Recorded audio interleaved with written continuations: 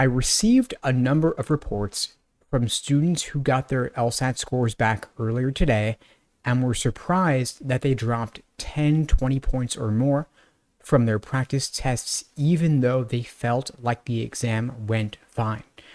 Potentially complicating things is the fact that LSAC confirmed that they removed a flawed question from scoring for many test takers in the logical reasoning section, particularly the question on hair pigmentation. Today, I'll walk you through my thoughts on what happened and what this means for you if you took the October LSAT.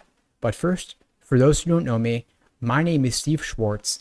I've been teaching the LSAT since 2005, and I personally increased my own LSAT score from a 152 to a 175.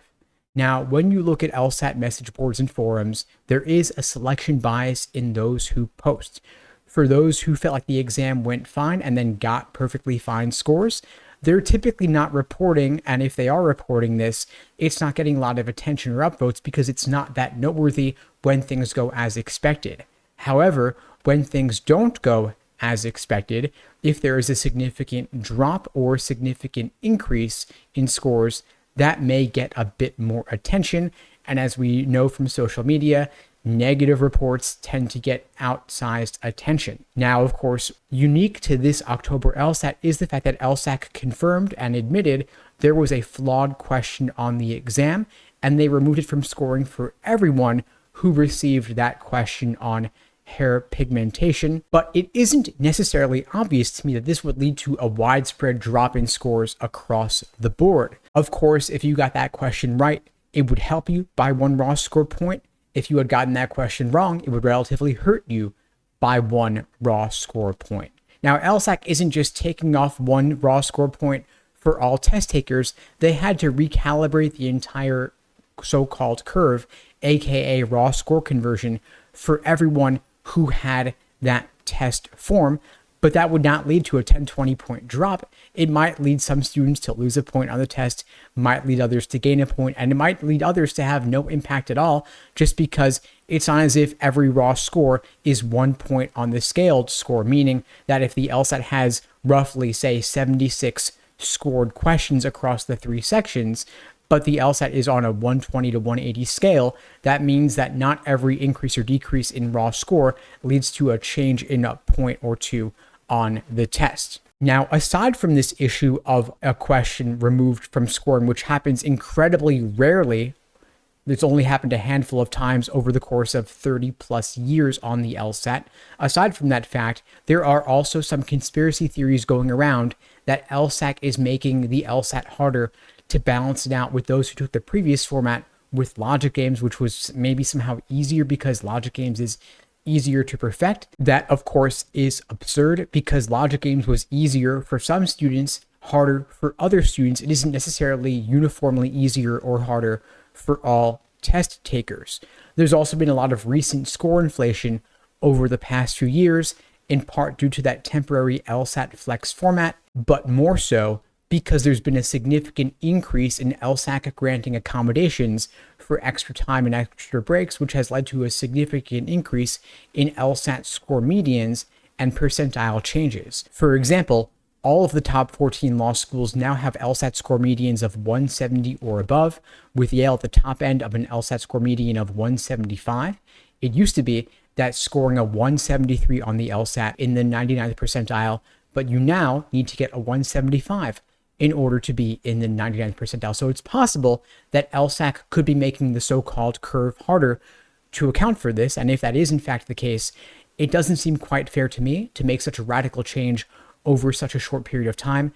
They should instead do it more gradually, if at all. But bottom line, of course, it is what it is.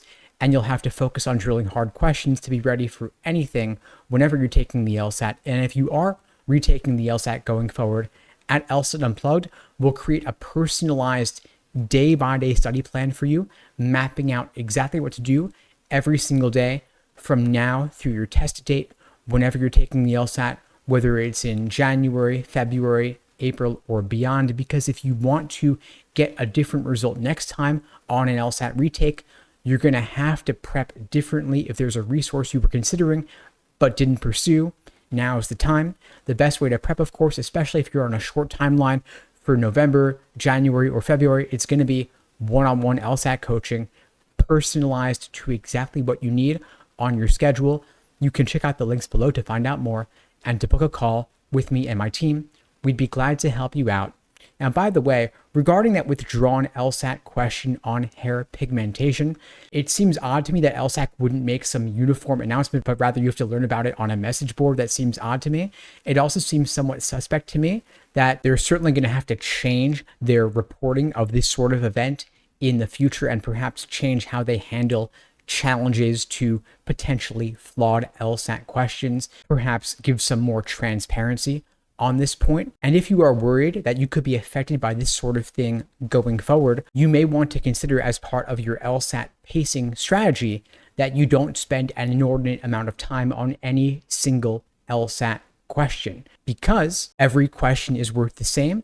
And if LSAC does in fact remove a question from scoring, you're not getting that raw score point anyway. It's going to be a wash. And so you want to think to yourself, is it worth me overly focusing a disproportionate amount of time on this particular question, whether it's flawed or not, whether it ends up being removed or not, at the expense of other questions in the section, since again, everything is worth the same, that it might be a prudent risk mitigation strategy for you to spend your time a bit more evenly spread across the different difficult questions in that section once you've locked down the easier questions. And by the way, one last resort, if you think something was off about your LSAT score, if it was wildly lower than you think it should have been, LSAC does provide a score audit option for $150 to double check your scores.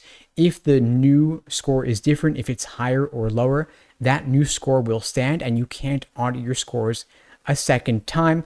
This could be a bit of a money grab on LSAC's part. Now that the LSAT is administered online, this is more of an artifact from back when the LSAT was on paper, and there was a risk that perhaps you could have misbubbled or there was an error with the Scantron reading. You're highly unlikely to get a change, especially since this is now, of course, a computerized test online, but it might be worth it for you just for the peace of mind, especially if your score came back 10, 20 points lower than you think it should have been. Anyway, folks, that's all for now. In the meantime, I'll wish you all the best and take care.